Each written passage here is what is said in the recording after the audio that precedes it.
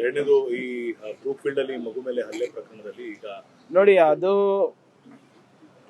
Zero tolerance ಇದೆ ನಮಗೆ ಆ ಪ್ರಕರಣದಲ್ಲಿ.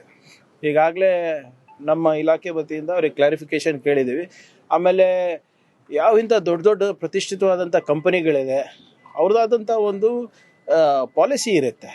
ಇದು ಪಾಲಿಸಿ ಬರೀ ಇಂಡಿಯಾಗೆ ಸೀಮಿತ ಇಲ್ಲ, ಇಡೀ ಅವ್ರದ್ದು ಒಂದು ಗ್ಲೋಬಲ್ ಪಾಲಿಸಿ ಇರ್ತದೆ. ಅದ್ರ ಪ್ರಕಾರ ನಡ್ಕೋಬೇಕು. ಹೇಗೆ ಕ್ರೀಷಸ್ ನಡೆಸಬೇಕು, ಯಾವ ರೀತಿ ನರ್ಸರಿಗಳು ನಡೆಸಬೇಕು, ಡೇ ಕೇರ್ನ ಸೆಂಟರ್ಗಳು ನಡೆಸಬೇಕು, ನಿಮ್ಮ ಇದರಲ್ಲಿ SOPs ಅವ್ರ ಹತ್ರ ಇರುತ್ತೆ. ಅದ್ರ ಪ್ರಕಾರ ಇವರು ವೆರಿಫಿಕೇಷನ್ ಮಾಡಬೇಕಾಗಿತ್ತು, ಬೇರೆ ಬೇರೆ ರೀತಿಯಾದಂಥ ಬ್ಯಾಕ್ಗ್ರೌಂಡ್ ಚೆಕ್ ಮಾಡಬೇಕಾಗಿತ್ತು. ಅದು ಆಗಿಲ್ಲ ಅಂತ ಭಾವಿಸ್ತಾ ಇದ್ದೀನಿ. ಏನಿದೆ ಕೊಡಲಿ, ಅವ್ರು ಲಿಖಿತ ಮೂಲಕ ಕೊಡಲಿ. ಅದೇ ಯಾವುದೇ ಕಂಪನಿಗಳಿರ್ಬೋದು, ಅದು ಮಾಡಬಾರ್ದು. ಜವಾಬ್ದಾರಿಯುತವಾಗಿ ಈ ವಿಚಾರಗಳನ್ನು, ಎಸ್ಪೆಷಲಿ ಟಾಡ್ಲರ್ಸ್ ಅಂದರೆ ಈ 5 ವರ್ಷಕ್ಕಿಂತ ಕಮ್ಮಿ ಇರುವಂಥ ಮಕ್ಕಳಿರ್ತಾರೆ, ಅಥವಾ 10 ವರ್ಷದಕ್ಕೆ ಕಮ್ಮಿ ಇರುವಂಥ ಮಕ್ಕಳಿಗೆ ನೀವು ಡಿ ಕೇರ್ ಸೆಂಟ್ರಿಗೆ ಕಳಿಸ್ತಾ ಇರ್ತೀರ, ಅದು ಇವರು ಭಾಳ ಜವಾಬ್ದಾರಿಯಿಂದ ಮಾಡಬೇಕಾಗಿತ್ತು. More is expected from this global companies. ಇದು ಆಗಿರೋದು ನಿಜವಾಗ್ಲೂ ತಲೆ ತೆಗೆಸುವಂಥ ವಿಚಾರ.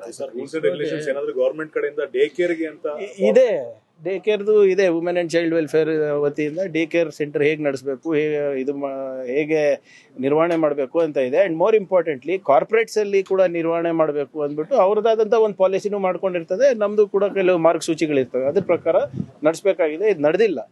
ಅವ್ರಿಗೆ ಕ್ಲಾರಿಫಿಕೇಶನ್ ಕೇಳಿದ್ದೀವಿ, ಲೆಟ್ ದೆಮ್ ಕಮ್ ಅಪ್. ಯಾಕಂದರೆ ಇದು ಬರೇ ಆ ಕಂಪನಿ ಶ್ರೇಯಸ್ಸಿಗೆ ಅಫೆಕ್ಟ್ ಆಗುತ್ತೆ ಅಂತಲ್ಲ, ಅವ್ರಿಗೆ ಧಕ್ಕೆ ಬರುತ್ತೆ ಅಂತಲ್ಲ.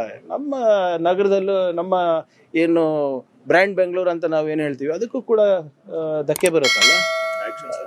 We will take action as per ಇದು ಬರಲಿ ರಿಪೋರ್ಟ್.